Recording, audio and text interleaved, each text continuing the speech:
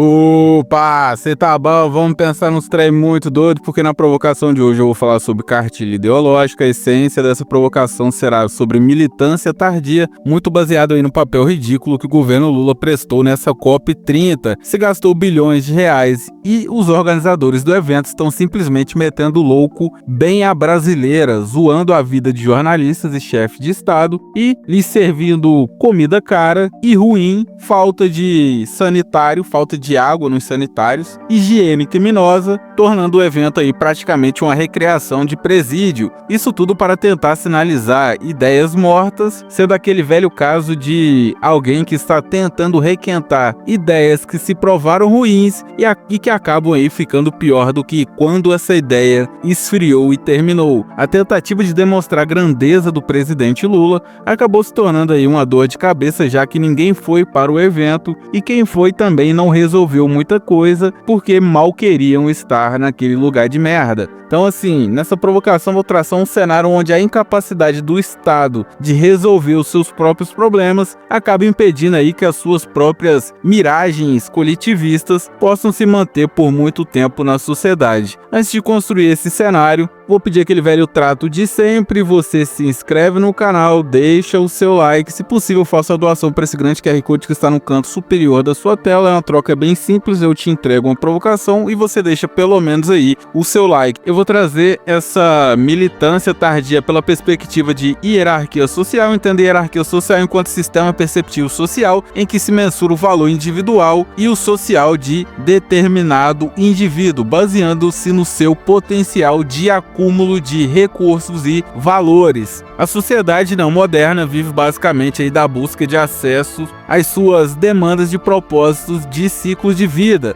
e de ferramentas que os auxiliem na socialização, o que irá gerando aí um auxílio para conseguir um melhor desempenho nas competições sociais, os levando a acessar de maneira mais eficaz as suas próprias demandas. Ou seja, os indivíduos estão em busca constante por evolução, até diria que por mais que não pareça, mas estão o tempo todo ou buscando o acesso ou ferramentas que facilitem esse acesso. E se tu compreender essa noção básica, você mata praticamente aí toda a provocação, inclusive a ideia de mercado afetivo. Os indivíduos estão sempre na busca de se conectar com valores ligados à demanda da sociedade para buscar aí uma melhor ocupação, uma melhor colocação na hierarquia social. Durante aí a grande gripe tiveram grandes aportes socioeconômicos que forçaram a sociedade a enxergar nessas narrativas de grandes causas globais ferramentas de socialização. Logo, os mais adaptados, seja países ou indivíduos, ganharam muito valor e posições na hierarquia social e institucional por jogarem o jogo no início, e o restante que se adaptaram depois ficaram apenas aí com a sinalização fétida de moralidade,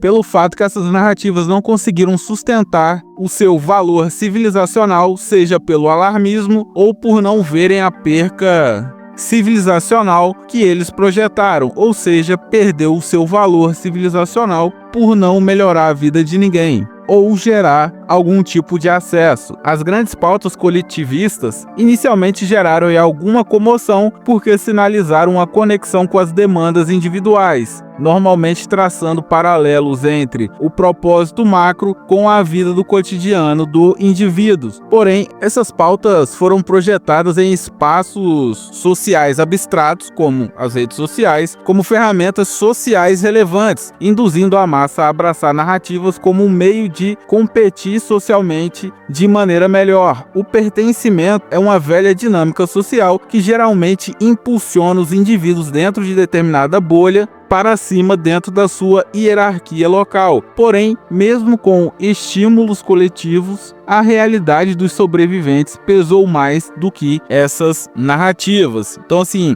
dá para se enxergar na sociedade uma espécie de dois fluxos sociais, sendo aí um fator importante para a queda dessas grandes causas, que é, no caso aí, a divisão social em dois grupos. Nós temos hoje na sociedade seus espaços, os pertencentes ao fluxo social e ao fluxo marginalizados. Normalmente, indivíduos que pertencem ao fluxo social tendem a ter noção do peso e importância real dos espaços produtivos, o que acabam blindando mais ou menos a cabeça deles em relação a grandes dinâmicas globais. Já pessoas que fazem parte desse fluxo marginal não conseguem enxergar por um ponto de vista um pouco mais profundo os temas e suas implicações no ambiente. Logo, o tema acaba se tornando apenas um capítulo de entretenimento, pelo fato das demandas do marginal, em sua maioria, serem a sobrevivência, não dependerem diretamente de grandes causas, e sim diretamente da economia, quebrando aí uma frágil conexão na cabeça, já bem fragilizada dos marginais, dessa correlação entre o problema global e a realidade desse indivíduo. Então, assim, toda grande causa, ela busca por uma potência de influência, não só na vida dos indivíduos, mas sim no fluxo econômico de cada ambiente. Essas narrativas estão batendo em um teto orgânico que são as demandas individuais, pois todas elas têm uma visão de força-tarefa, onde a massa entrega poder e credibilidade, autoridade para agentes políticos e funcionais específicos para que eles possam resolver as coisas driblando as burocracias estatais e institucionais ou territoriais sem a necessidade de uma grande votação. Eu sempre digo que boa parte das manobras políticas são a tentativa de burlar a burocracia para mudar o ordenamento regimentar. Essas grandes causas não são diferentes. O plano é até bem racional e lógico. O problema é que os indivíduos só se engajam e se interessam por aquilo que podem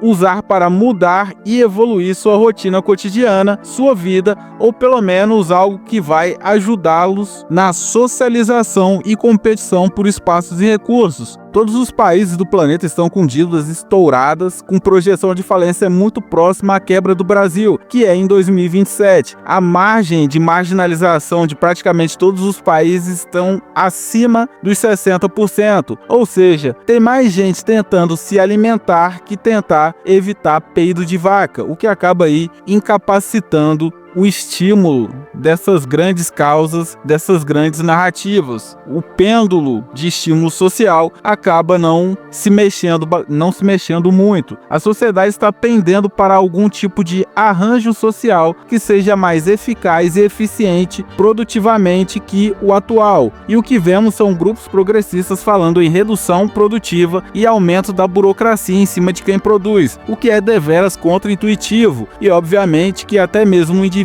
simples, não muito escolarizado, consegue ver que o aumento da burocracia nunca ajudou, nem vai ajudar em algo. Ou seja, quaisquer ideias que projetem uma melhora de vida na vida dos indivíduos tendem a gerar um fluxo de interesse e engajamento, baseando-se no instinto de busca de melhora dos indivíduos, o que explica aí o fracasso dessa COP30, que o governo tentou fazer uma projeção como um grande momento de influência do Brasil, mas que na verdade só demonstrou que ninguém ali vai melhorar em nada com pauta verde e que até mesmo aí grandes bilionários já estão de saída dessa tropa do verde que perturbou muita gente aí nos últimos anos. Então, assim, fica muito difícil tu olhar para o futuro sem analisar um cenário onde viveremos uma espécie de miragem civilizacional. O Brasil é o país das ideias mortas. O mundo inteiro já está se preparando para uma possível recessão global e conflitos bélicos. Já entenderam que não vão mudar nada em seus países se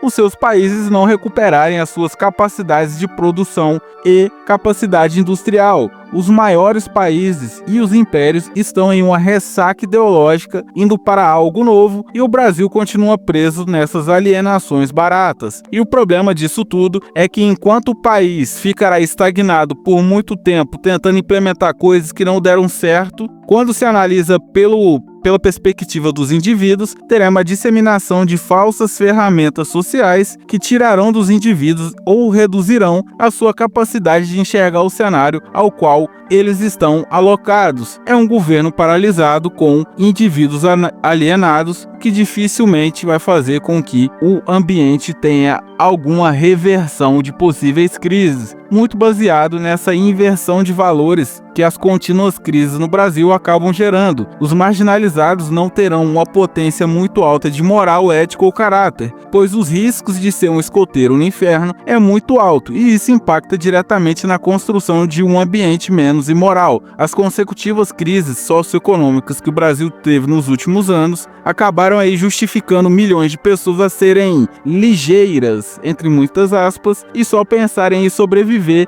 não olhando para o ambiente e sim para si mesmo. Essas ideias coletivistas acabam tendo aí na cabeça dessas pessoas o mesmo peso da eternidade e salvação do cristianismo. Acaba sendo um norte para quem só olha para o próprio umbigo, e mesmo que a paixão pelo propósito não dure muito, ainda assim, muita gente irá ficar presa em uma busca por um sonho de ideal de mundo, onde algum malvadão capitalista cismou em tirar dela por não pensar no coletivo, assim como ela, que até pouco tempo atrás também só pensava em si mesma, com o diferencial obviamente do acúmulo de conquista entre bilionários e quem está preso aí nessas loucuras. Então assim, indo para um segundo bloco, trazendo uma ideia que possa reduzir toda essa loucura, vou trazer uma ideia aí sobre fluxo espacial. A essência da ideia sobre abertura de espaços é um tema que eu já trouxe aqui no canal algumas vezes. O Estado não deveria estar preocupado em ajudar e auxiliar ninguém. O real objetivo de um Estado minimamente equilibrado é a criação de espaços produtivos e sociais, reduzindo a quantidade de indivíduos marginalizados e reduzindo a bomba social que são a falta de regulação civilizacional que a marginalização gera nos indivíduos. Apenas espaços produtivos vão gerar mais produção e créditos de acesso, ou seja, dinheiro, que vão ajudar as pessoas a reduzirem suas demandas cotidianas por terem dinheiro e crédito ou créditos de acesso para acessar as suas demandas cotidianas e de ciclo de vida. Você não precisa de um propósito macro, global, coletivo, se todos os indivíduos conseguirem resolver seus próprios problemas sozinhos. Então assim,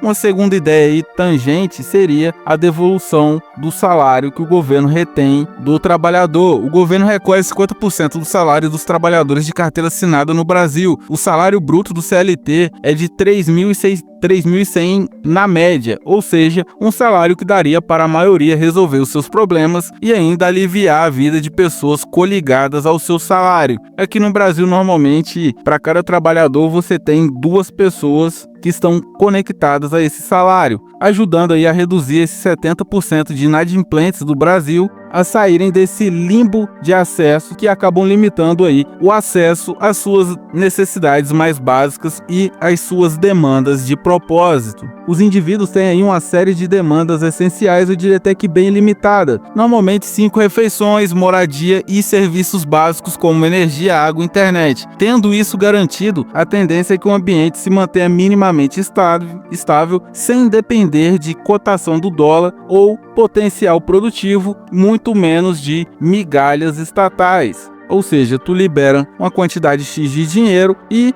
ao invés do indivíduo pegar o cartão de crédito, ele simplesmente vai pegar o dinheiro dele, já que a média de gasto no cartão de crédito é algo em torno de R$1.000. Ou seja, o governo pega esse benefício, entrega para os bancos pegam esse dinheiro e emprestam para a população, ou seja, Pai Lully ama você. E para fechar aí a questão das ideias, trazendo uma ideia de fluxo situacional, uma forma simples de reduzir marginalizados e para abrir novos espaços de produção é aumentar a captação para além do consumo essencial do indivíduo, pois quando o indivíduo tem o consumo de sobrevivência garantido e ainda sobra algum crédito de acesso, ele tende a rodar pela cidade e gastar esse crédito que sobrou com alguma experiência, lazer, serviços ou consumo, abrindo aí um aumento de determinado fluxo de demanda econômica. A ativação de portinhas de baixa complexidade é algo que parece até meio bobo se analisar que o mundo está indo para uma revolução tecnológica, mas a tendência é que não tem espaço para muitos indivíduos dentro de todo esse mercado mais complexo em relação à tecnologia.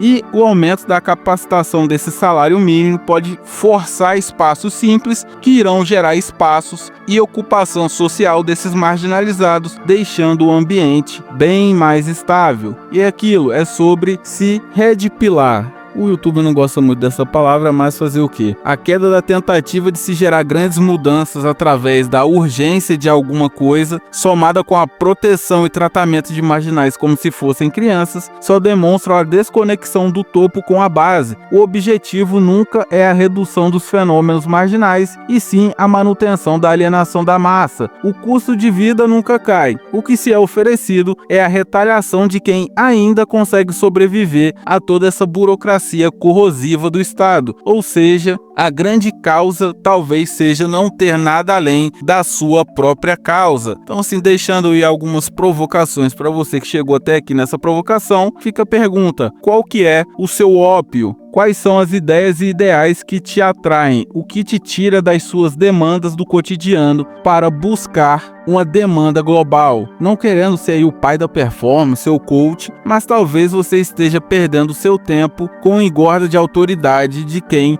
não irá resolver os seus problemas, que no caso só você poderá resolver. Então, assim, uma segunda pergunta: de onde vem o agente político que você mais acompanha? Ele saiu do fluxo marginal ou é oriundo do fluxo social? Pois se você quer alguém que pense para fora de si, um marginal talvez não consiga te ajudar. E é um dilema que venho trazendo aqui no canal, que possivelmente políticos oriundos desse fluxo marginal, a única coisa que eles farão será olhar para o seu próprio umbigo ou para propósitos que também olhem para o próprio umbigo. Então, assim, moral da história: esse evento deveria ser criminalizado, pois sujar a imagem do país dessa maneira e nesse cenário atual é uma coisa terrível, ainda mais para bater em uma tecla que praticamente todas as grandes potências acabaram largando de mão e deixaram isso bem claro para Painho Lula, que natureza já não é tão importante assim, e que talvez o Painho só esteja em negação social. Para quem acusa adversários políticos de negacionismo climático, talvez coubesse aí a reflexão se não estão eles sendo negacionistas sociais. O custo de vida estourando e maluco querendo colocar ainda mais carga tributária em quem ainda consegue produzir no país, esquecendo obviamente das suas e das minhas demandas. E é aquilo: o propósito número 1 na vida de um indivíduo são as suas próprias demandas, porque políticos só vão se importar com o poder deles, por mais que tentem criar ligações entre o macro objetivo e a vida pessoal dos indivíduos. Agentes políticos nenhum se importará com os seus BOs nem com os meus BOs. Ou seja, coletivismo é só carência e fetiche, beleza? E é aquilo, toda provocação, revolta de atos, retire crédito desse sistema desgraçado, retire crédito de sagacidade. Não se apegue a pequenos padrões fornecidos por grupos ideológicos, que vão acabar aí atiçando o seu faro e a sua curiosidade, pois o propósito deles é o poder e a sua função nessa história toda